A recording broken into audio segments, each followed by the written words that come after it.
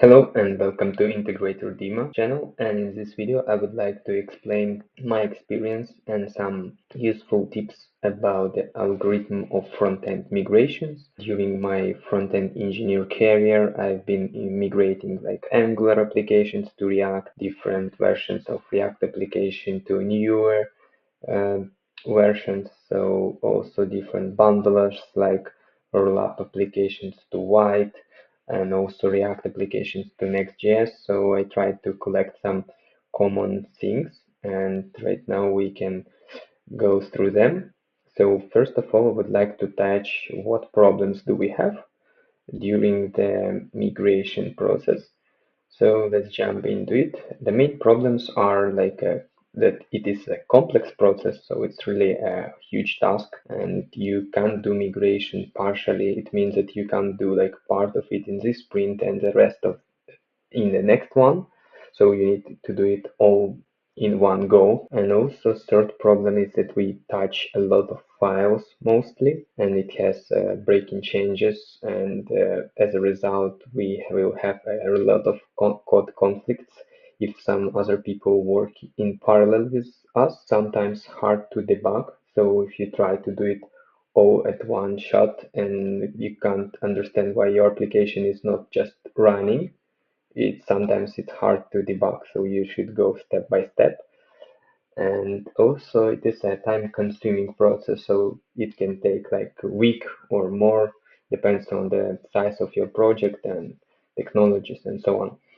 And also sometimes you can face problems that you have updated some packages and you were not planning to touch other packages, libraries, but they have some peer dependencies and linked dependencies, and you need to update those, and then you need to go deeper into documentation, see what's changed there, then jump into code and implement those breaking changes, and it's like a water flow. So you go there, here and there with packages. So now let's start with the solutions for the simplest scenario. So let's imagine a very simple case where you're the only developer who is working on something, some project, and you have we want just to migrate from V1 to V2, for example, for any framework you're using. So first of all, I would recommend to learn about the new version, V2 in this case, understand the usage. So you should orient how to manage code, how to change it and work with it. Try to notice and adjust your code according to warnings in V1 version. For example, it's very common with React that they show warnings for future deprecated methods. So you can start adapting your application even earlier before you do the migration. So the migration will be really fast and smooth, and make sure you have good test coverage. This will help you to ensure that like functionality of your application is the same. After then, once you are ready to migrate, try to stop as much current work as possible. So, for example, if ideally you can, if you're the only developer, you can just focus on this migration and not do any features in parallel. Or if you work with some other developers and you have multiple projects, you can just ask them to work on those separate projects. But yeah, it's the simplest ideal scenario. Usually you should have an upgrade guide. Like for example, here you have one for React and Svelte examples. It should be very straightforward. Like they list breaking changes, they suggest some scripts, how to execute them. It should be very clear what you should do to make the application work in a new environment, new setup. But in reality, it's not like that simple. So let's discuss a little bit a more complex and real-world example. In my application, multiple developers are working in the same code base, and I created a Git branch. And as I'm working on it like multiple days, I'm trying to keep it up to date. So developers push to their branches, to the main branch, the staging branch, or whatever dev branch you have, and you need to pick updates, for example, every morning. Then you should inform your team and let them know that you're working on like such a big change.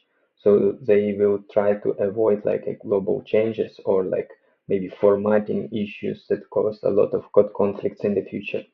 Then you should have item number three, working prototype. You should already understand how your application can work in the simplest way. Have this working example and then start adding more functionality from your code.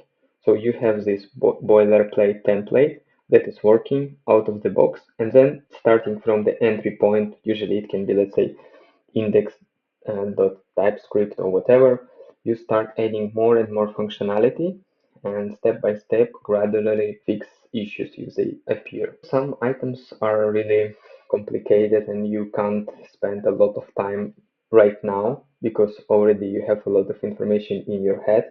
So you can add them to to-do list and adjust them like later. For example, it can be some linter errors, and yeah, if you have a lot, you can't just spend all the day just fixing it in some particular legacy file. And make separate commits for particular tasks. So sometimes you can do global tasks like executing some scripts for migration, or like replacing globally some imports or whatever else.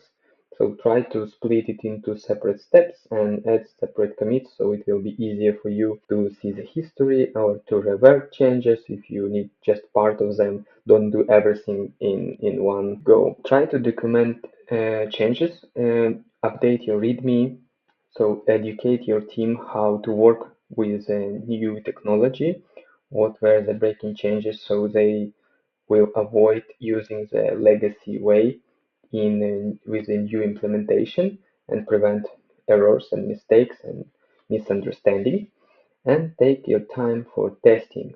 So even if you have a lot of end-to-end tests and good coverage, you should have some buffer of time not to release it as soon as possible to production, so to take time. So mostly that's it from my side. If you have your experience or if you don't agree with something or I haven't explained some other interesting moments, please let me know in the comments. Like, subscribe, and see you in the next one. Bye.